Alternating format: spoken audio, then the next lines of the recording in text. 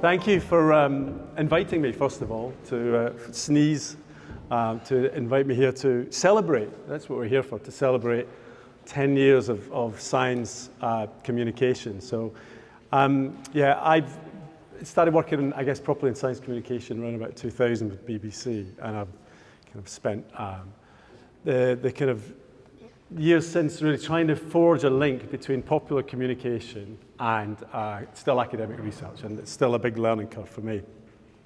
Kind of the first slide, please. So we're here to celebrate Swiss science communication, in particular a lot of the work that's been done. And the first slide? Oh, yeah, thanks. So I don't know if you've seen this report. You probably have. Many of you certainly have. 2021 comes out looking at the state of science and science communication. And I've just highlighted some of the elements because I think things are really good. You know, if you look at some of the highlights here, the Swiss population perceives science positively. That's fantastic. Trust in science and scientists is high and seems to be relatively stable over time. And that is something that, certainly across Europe, and to some extent the US, is something we see pretty regularly.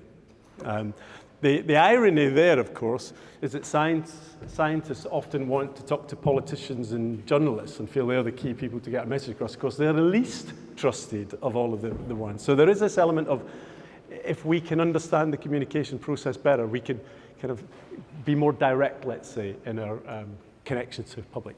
That Swiss residents are knowledgeable about science, well equipped to understand it, expects science to communicate. That's an interesting departure for many academics over the last 10, 20 years, and they regularly encounter science. So in the face of it, and particularly online, and I think that's many of you will appreciate, the online environment has really transformed science communication.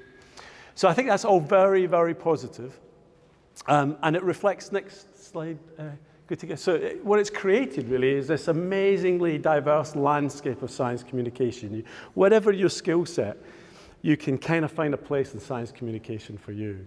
This is set as this axis of increasing public levels of public engagement on the horizontal, and the motivation changes from a kind of pure discovery-led frontier science mentality at the bottom to more applied, solving societal problems at the top.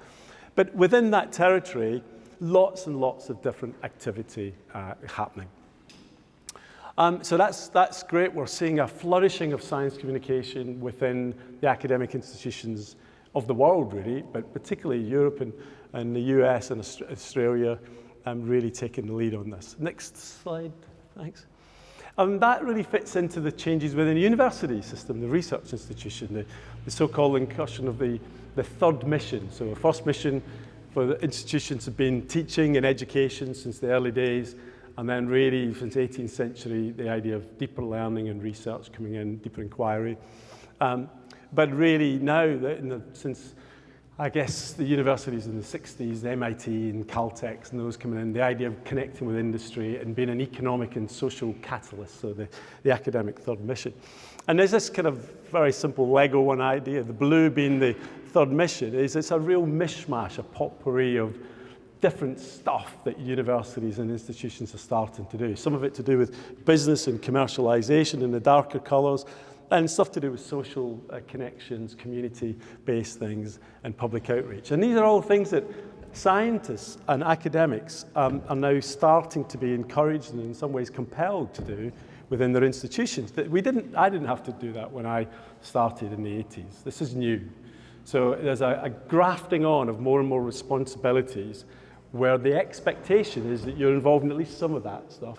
But there's not really a strategic sense of how it develops. Next slide, please. So that notion of the third mission that comes in really in the 80s and certainly by the 90s and early 2000s coincides with the so-called Great Acceleration, the changes in the human environmental systems really in the latter part of the 20th century. So you might not be able to see the numbers, but those graphs go from 1750 all the way through to 2000, and they show changes in things like cement production and primary energy use. There's things to do with the environment extinction rates, and there's things to do with water usage, etc. So whatever part of the human social ecological system we look at, there is an acceleration in round about mid part of the 20th century. So the planet changes in its dynamism, and the world changes in that latter part of the 20th century, and universities change with it. And so this third mission has been inherited at a time of great dynamic change.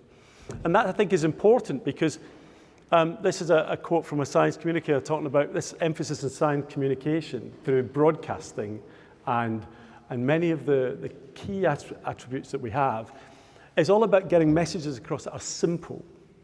And that might not be that helpful when we're dealing with elements that are so complicated as this. And that's one of the provocations that I'd like to throw in front of you there. Next slide, please.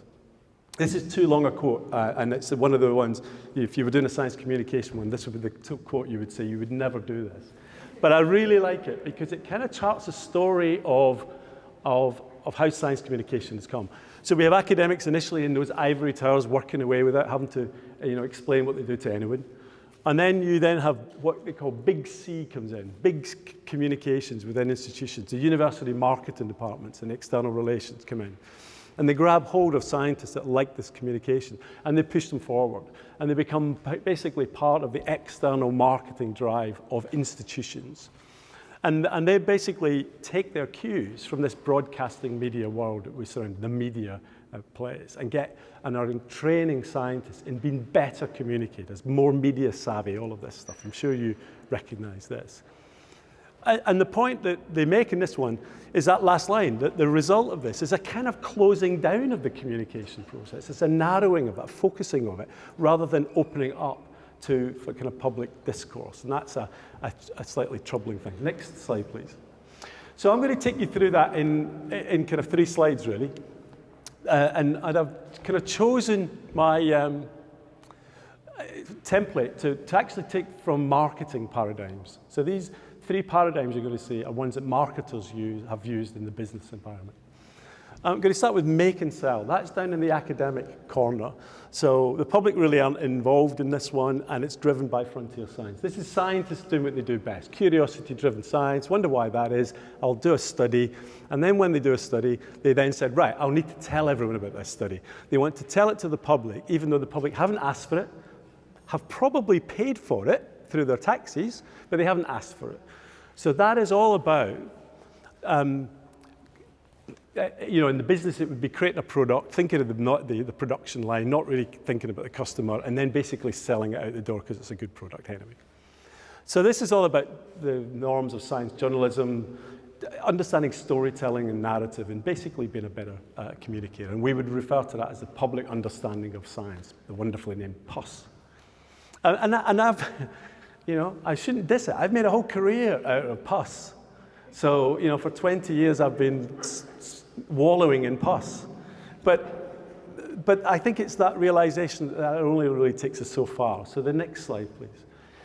So then science communication, really about in the 1980s, realized that notion of understanding of science was deficient. In fact, this idea of deficit thinking, that all people needed was the information told to them. And they would then change their views and fall into the line with the way that scientists are. That was found empirically to be deficient. And then what evolved was really what I've referred to as sense and respond, which is proper marketing, the way we think of marketing that we don't like. In other words, marketers come in and basically advertise things. They understand what the public wants, they sense it, and then they change the messaging to target very specific parts of the public. And that's deeply disconcerting for us because many of the issues of fundamental unsustainability come from how powerful marketing is for selling us stuff we don't actually need. But the actual tenets of it, of cognitive science and social interaction, are really important. So, in sense and respond is much more empirical. It's about being able to segment the public into different groups and therefore target it better. And it requires a much more interdisciplinary approach of science communication, whereby the science, if you like, the top left, the environmental science bit, needs to be amalgamated with creative arts and practices to get more imaginative ways to get messages across. It needs to be combined with social sciences to get the ideas of framing and cognitive processing and communication science. And then finally, thinking of norms and values and understanding how cultural filters occur as well. So all of that merges into this, what we now really see as science communication. The trouble with this, though, is by and large the way we use it is to deliver the academic messages that we want to do it. So all we're doing is getting better at selling the same make and sell messages. We can target it more acutely, but it's still science that's driven by us. It's driven by us in our institution and telling people, you ought to know this, it's good for you, have some science.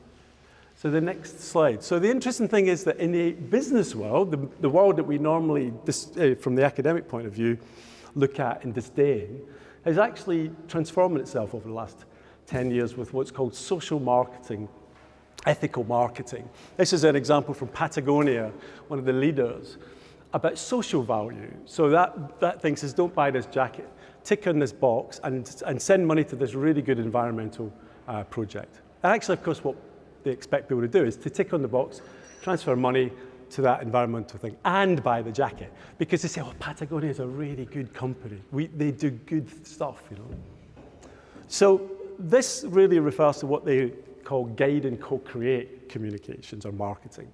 The guidance is a long-term ambition of what that company thinks is right. It's a journey that company is on, it's multi-decadal. But it's also recognizing that they have to bring their customers with them. If they don't bring the customers with them, then they don't evolve. And they recognize it's a co-created journey, that the journey may change as a result of the interaction with the customer. So I think that model has a lot of opportunity for science communication, because we're talking a lot about co-creation and co-design and all the rest of it. How do we work with the audiences, the end users that we want to reach?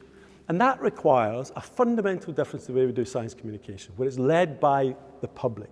It's led by what they're interested in, not what we're interested in. It's led by what the matters of concern that they have, not the matters of concern that we have. And so what's important in this one is that the skill set in the guide and co-create domain is completely different to the skill set in make and sell. That's about journalism and make and sell. How to make a YouTube video, how to tell a story, how to use imagery. The skill set in guide and co-create is how do you facilitate conversations? How do you have people with completely different arguments? How do you do conciliation? It's much more people-centered skill sets. And my view is I don't think that's getting taught in communication science communication workshops. It's very much still driven at journalism. So last slide, thanks. So these three together, the absolutely critical element that carries through these is a sense of purpose. So these new organizations, Patagonia, Ben & Jerry's, Unilever, are what's called purpose-driven organizations. Purpose being, next I forgot it was a little, that's going to pop up now. It's a long-term motivating pursuit of an ambitious, clear, enduring, overarching goal that's motivating, that captures people's imagination and drives them forward. They become the spine of the whole organization. Everyone works to that same sense of common purpose. So you as a communicator, as a scientist, well, here's the argument. I don't think universities and research institutions are purpose-driven organizations. I think they do everything. I don't think they necessarily, there may be a few exceptions, have across the board a clear mandate of what they want to achieve, and therefore everyone else following into that. But I think if that could be captured, if universities and research institutions could have a real sense of clarity, multi-decadal clarity of what they want to achieve, then as scientists, then we can buy into that and we can help to communicate that. But at the very least, I think one of the things that next slide please, we need to think about what our sense of purpose is. So this is just to bring us back to the science report. Some of the key things I've just highlighted, that science communication needs to be dialogic, it needs to have conversations with the public about what there was, and that should be empirical, evidence-based. I think those two for me are really key. But I think over and above that, it needs to have purpose. We need to think, why are we doing what we're doing? There's a lot of time expended in this. So I think on that point, I'll stop, because that's my provocation really for the day is, what is your sense of purpose in your communications more than just what are you doing? Thank you very, very much. Thanks for your time.